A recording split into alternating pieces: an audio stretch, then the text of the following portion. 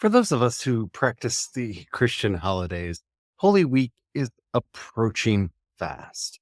This is a time of year that we commemorate everything from Jesus's triumphal entry into Jerusalem through to the institution of the Eucharist, the casting the money changers out of the temple, his betrayal, trial, crucifixion, and resurrection.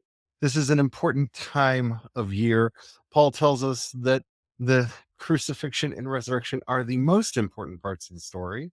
Jesus had something else to say about it. We'll talk about all that today, but there's some things that we might want to be thinking about as we get ready for this holy season. So let's talk about Holy Week prep today as we walk together.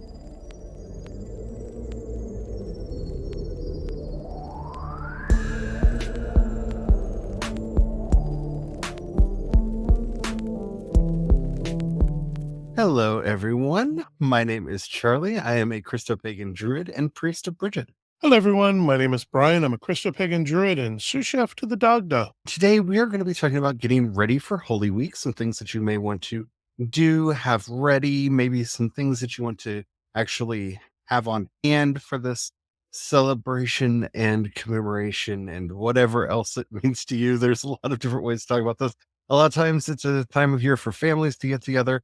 And I am going to talk a little bit about a certain rabbit because I have to. But before we get into all that, if you haven't already, don't forget to like, subscribe, follow, whatever the terminology happens to be on whatever the app is you're listening to us on. We do 5 original Christopagan and Druid episodes Monday through Friday.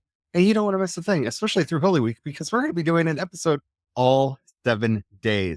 From Palm Sunday to Easter Sunday, we're going to be going through Holy Week.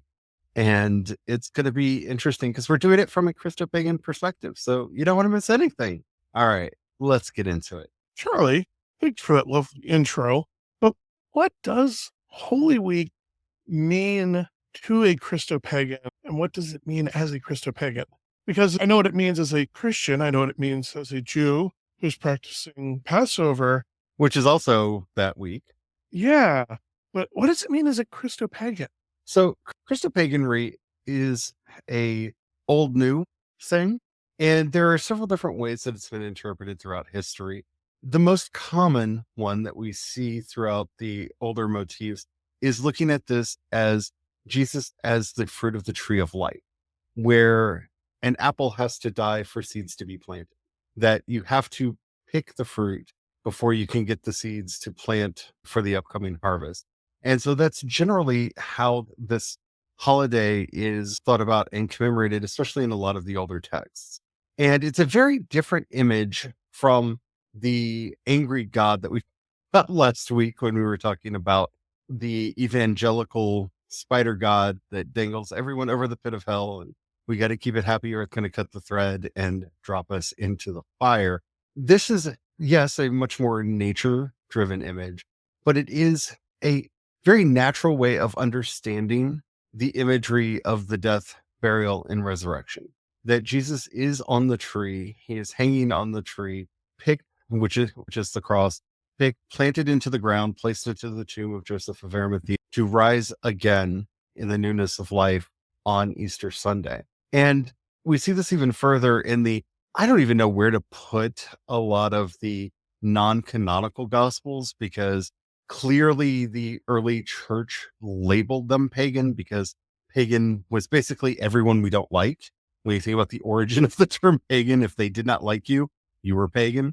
But in the Gospel of Truth, for example, which I personally believe was written by Valentinus, or at least somebody in that school of early Christianity, really talks about the crucifixion as being an edict that was nailed to a tree, that God had come to unify the opposites, that there was a path now where everything was going to be brought together so that here in the midst of life and death, faith and doubt, just one of the cruelest injustices being done to justice, the people of God being present for the death and crucifixion of God. In all of these contradictions, we see the path between, the path forward, and the path through. And that's also a very interesting way of viewing these events that you can kind of see in the Gospels themselves and even in the teachings of Paul, because the Valentinians claim to be of the Pauline tradition. And Paul actually makes more sense if you read his letters in light of Valentinian thought. It is a time for us to be thinking about those seeds of God that are within us, that the images of God that we were all created in, that is within all of us, and how that will be planted and grow so that we can all realize, as Jesus prayed before he was betrayed, that we may all be one in him as he is one in the Father. So, having said all that, I think we have to get to the rabbit in the room. Every time you say that, I get Looney Tunes of Wagner going through my head. I really want to destroy so many of the myths and legends that have come around about this. Now, no offense to any of our Wiccan friends who are listening or anyone else who has any faith in Osiris, the idea that this has something to do with Osiris rabbit. One, we do not know if there actually was a goddess named Osiris. The only reference to Osiris in history is in Bede, who mentions that a town was named and a month was named for a goddess named Osiris, and that's it. And that was also, by the way, in northern England, not in mainland Europe. And yeah, I don't know what to make of all that. Other than that one reference, we know nothing. So for anybody who's telling you that the Easter Bunny is Osiris hair or any of that, that is a common trope this time of year. No. In fact, the earliest references to the Easter Bunny don't appear till late. And in fact, traditionally, there were a lot of animals that were used. The original was actually a hare, not a rabbit, which may seem like a splitting of a difference there. It doesn't become a rabbit until the tradition actually makes it to the United States. In Germany, it was an Easter hare, but in France, it was an Easter fox. It is a different creature in a lot of different countries that would do this. The answer to me as to why a rabbit or a hare would be important in here, to me, goes back to early Christian symbolism, where there were a lot of symbols of the Trinity.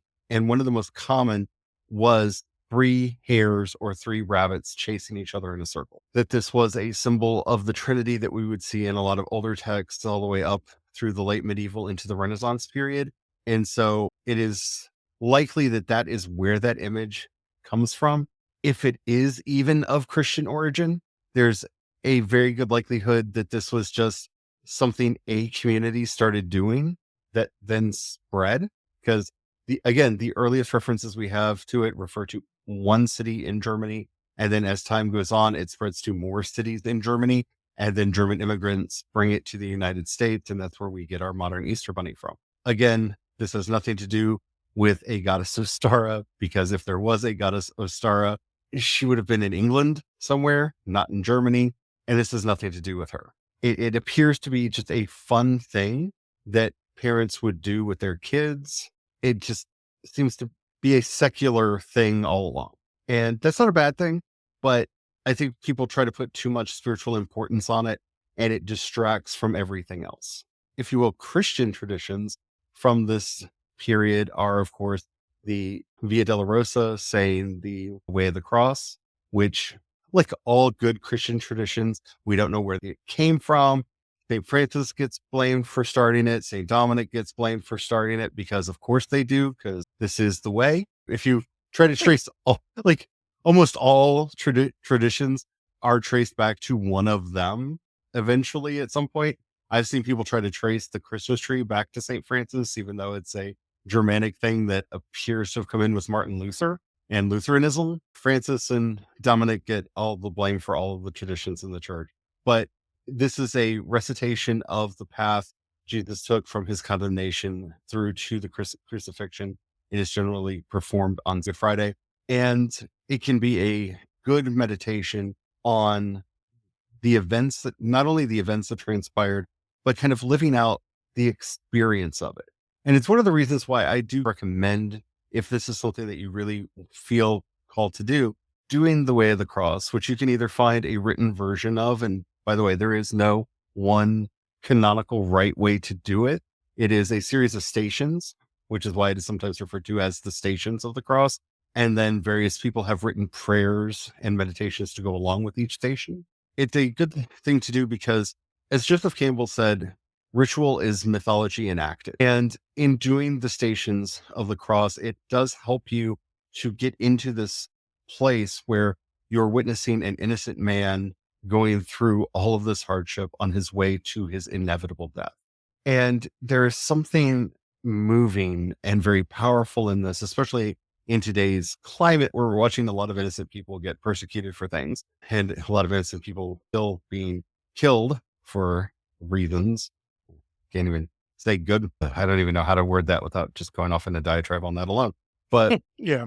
it really does help you get into the mindset and into the headspace of what is actually going on here, and allows you to do what I think is very vital for us to do in any of these.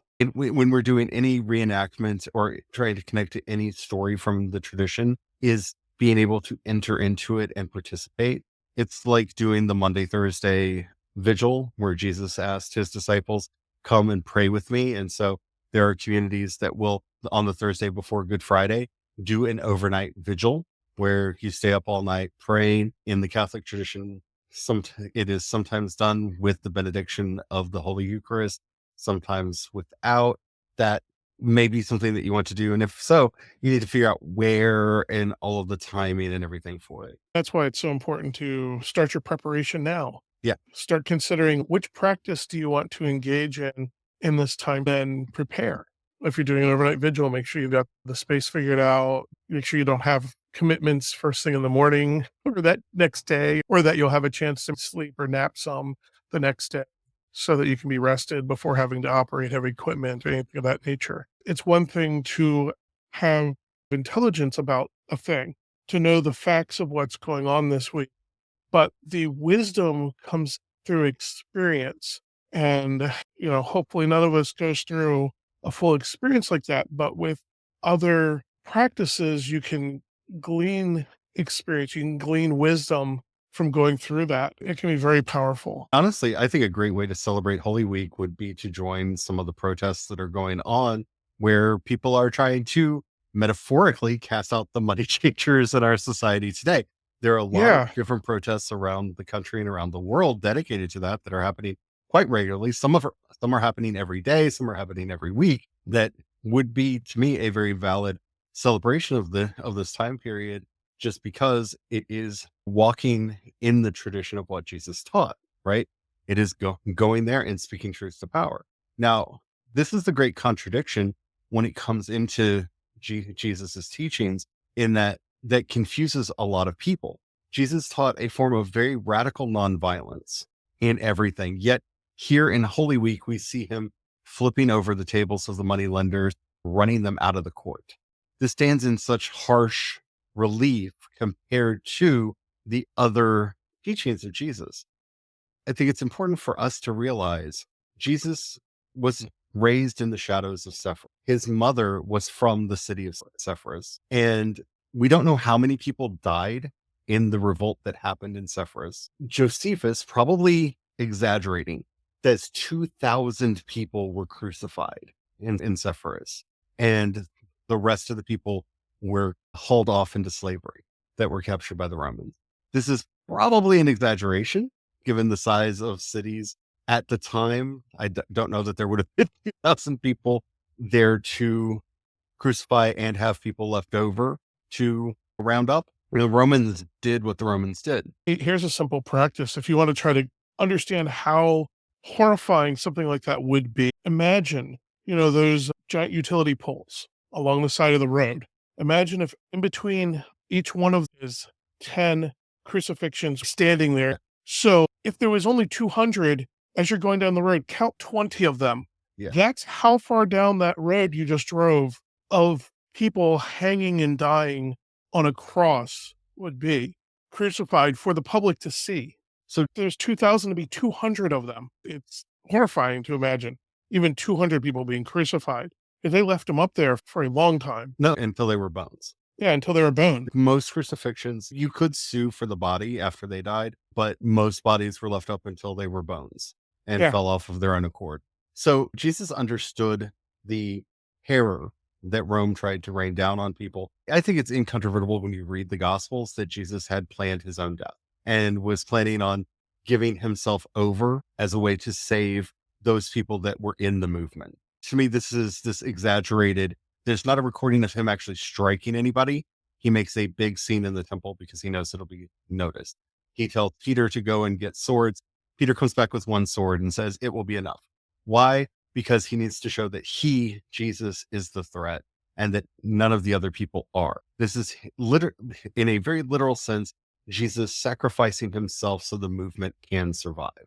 That's what we see here. And it is really powerful when you take into effect that many of the early disciples were being very literal when they said Jesus died for me, because he did. Like, very literally, he engineered the events of his final days, from the triumphant entry into Jerusalem to where he publicly declares that he is the Messiah, through to his arrest and crucifixion. Even, I don't think Judas betrayed Jesus. They drew lots because he says, whoever dips his hand in the oil with me is the one who will betray me. And during the meal, Judas is the one who dips his hand in with him. And he turns to Judas and says, what you must do quickly. One of them had to turn him in to protect the entire community. It's also important to remember that there are competing narratives about what happened to Judas Iscariot after these events. The oldest version of that story is he unalived himself. He could not take the guilt of what he had done and unalived himself. In the other version of the story, he was very clearly murdered. That is a later version of the story that is probably the community itself getting a rhetorical revenge on this person. But when you look at the actual events that are going on this week, protest is a part of it. I don't think that we should be flipping the tables. I don't think we're at that point, because remember, that is somebody at the end, like, I'm done. But I do think nonviolent, peaceful protest is called for, and I think is a valid celebration of Holy Week. A more Catholic, I don't know of any other tradition that does this. The Anglicans might, especially the high Anglo-Catholics, might do this. But when I converted to Catholicism, one of the things that was pointed out to me was to make sure that you had cloths in your home where you could cover up the images of Christ, because from Good Friday through to the resurrection, the crucifixes and statues should be covered. I've noticed that at least the public images at our Catholic church in town don't do this anymore. So I don't know how common it's in Catholic churches anymore. I remember helping out and covering all of the crucifixes for Holy Week at the convent that I volunteered at sometimes, because it was part of the mourning. You were reenacting this portion of Jesus's life this week. And after the crucifixion, in some churches, they would actually take the corpus, the body, off of the cross, and would have multiple corpuses. So they would take the crucified body off of the cross. And some churches even had a entombed, if you will, version of it that they would lay on the altar and lay a cloth over it. And then it would be removed from the altar, and a risen image of Jesus would be carried in on Easter Sunday. And that is a powerful series of images that really helps to convey the story of what is going on here. If you're wanting to be extra efficient, one of those practices would actually be to take all of those down, collect them up, and then Monday after Easter, clean all of it, and then put it back up. Yeah.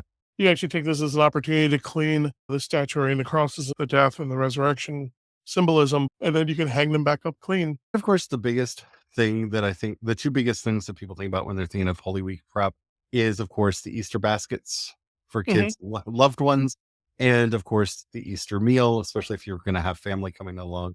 And I don't think that there is a traditional Easter anything when it comes to this. Every region seems to have its own traditional food. Every family seems to have its own traditional food. What I would recommend, and I think that this is where we get these holidays like Christmas and Easter and their family-oriented relations in other faiths wrong, is that so much emphasis and stress is put on the people that are providing the meal that they don't get to celebrate that time together. So maybe bear that in mind. I know my favorite Easters we always did as a potluck. So everybody that was coming was in charge of bringing one dish.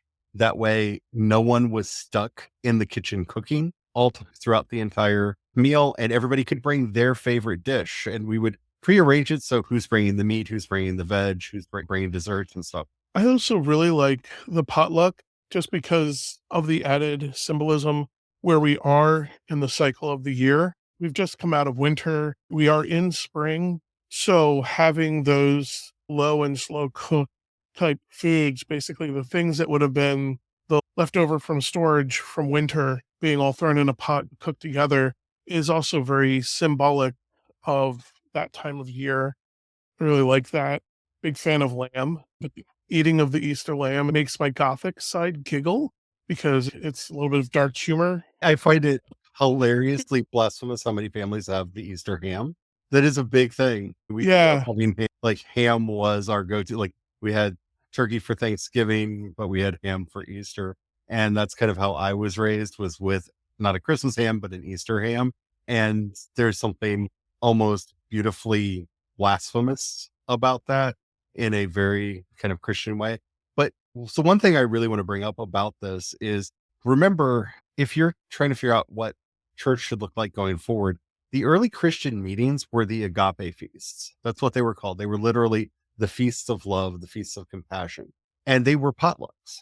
If you want to know what early Christianity looked like, it was people each bringing what they could to share.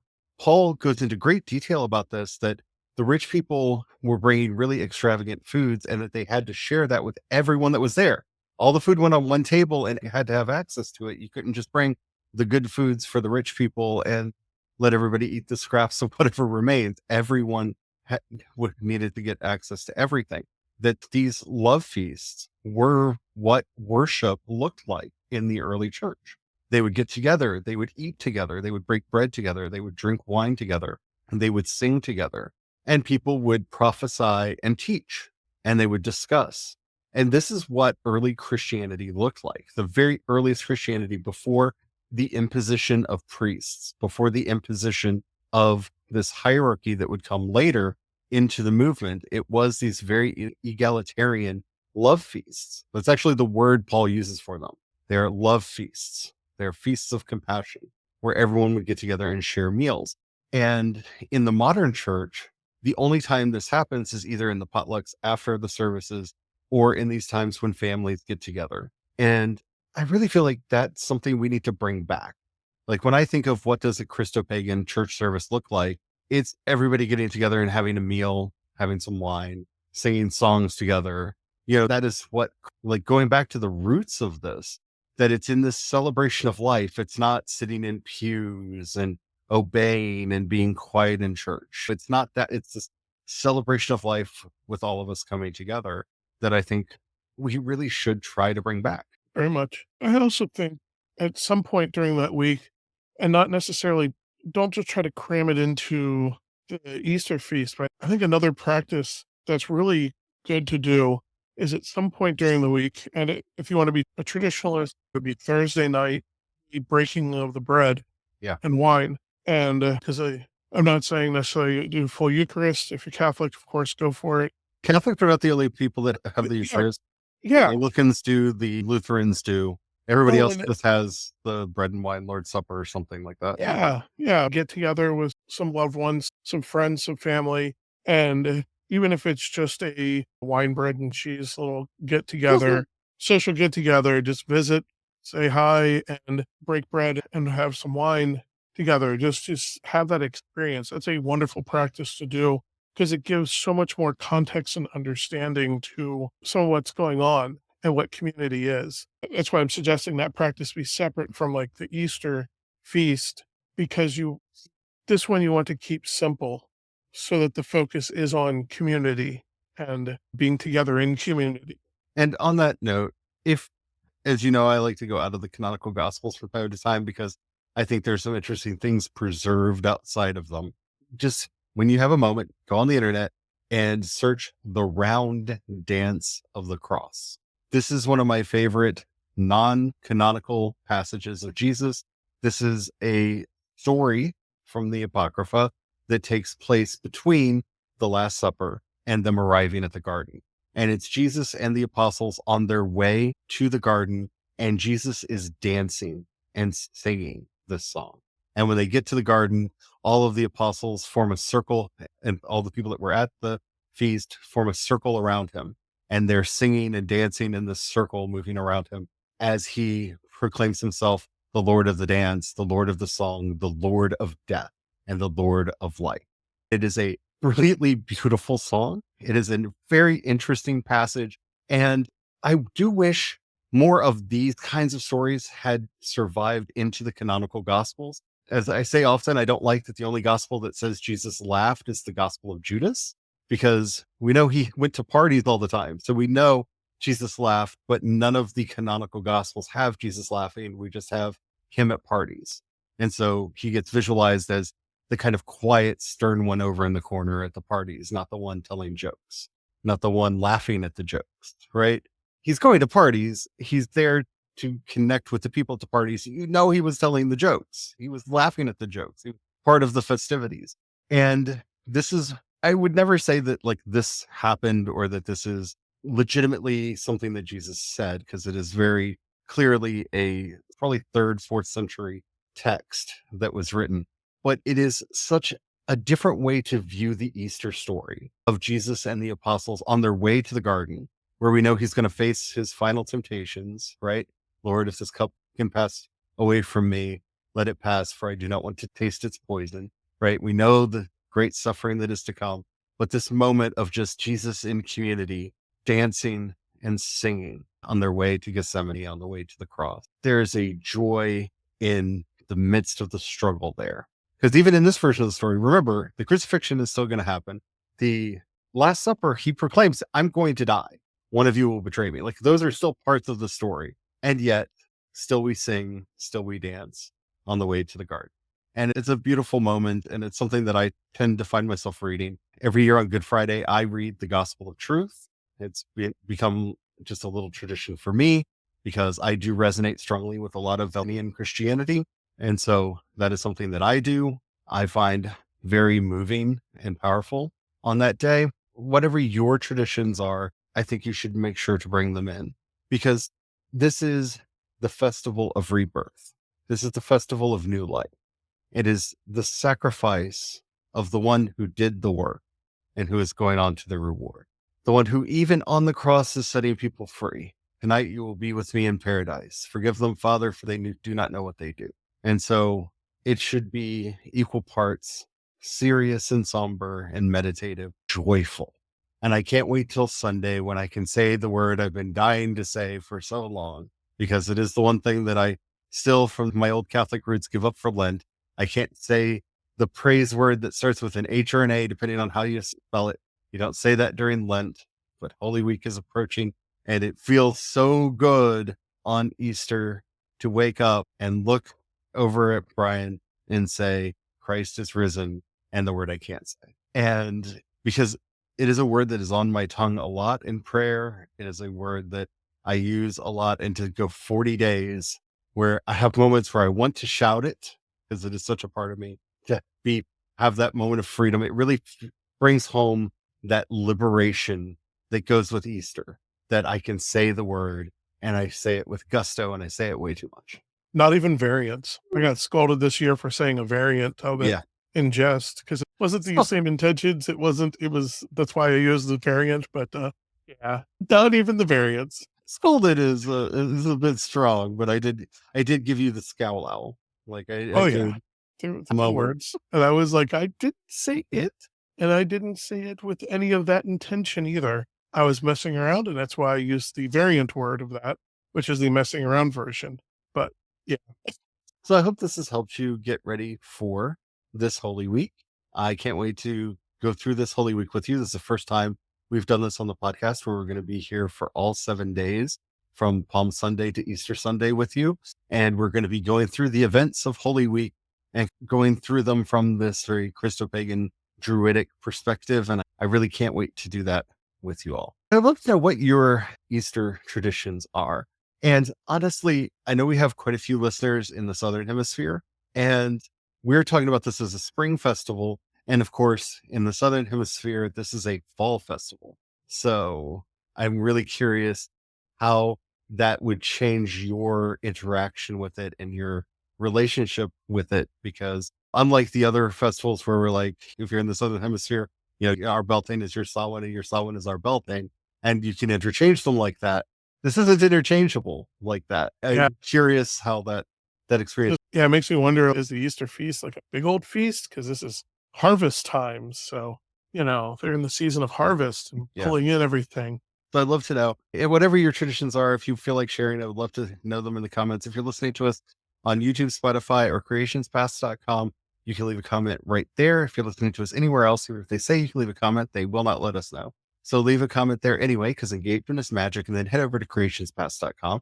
Click on chat. You can leave a comment there. We will be able to see it and get back to you. While you're there, if you happen to have a few dollars you can pass our way, we offer monthly and annual memberships. You can also support us on Patreon and Ko-fi. I am CE Dorset on both. You can also support us through the Cash App #, CreationsPaths. Thank you to everybody who does that. It helps us to keep the lights on, keep a roof over our heads, and food on our table. If you don't have any money right now, or if you're not sure that we're the kind of people you want to give your hard-earned treasure to, that's perfectly all right. But if we've ever said or done anything that's helped you out or you think would help somebody else out, please share that with them. That helps us out more than you could possibly know. All right. And as we're heading out, oh, my Jesus, be with us as we prepare to go into this time of Holy Week and as we are getting ready to celebrate your death, burial, and resurrection, as we are delving into the deepest mysteries of life, death, and renewal, and what that means for us, what it means to stand up against powerful empires and to endure in the kingdom forever. Amen. Amen.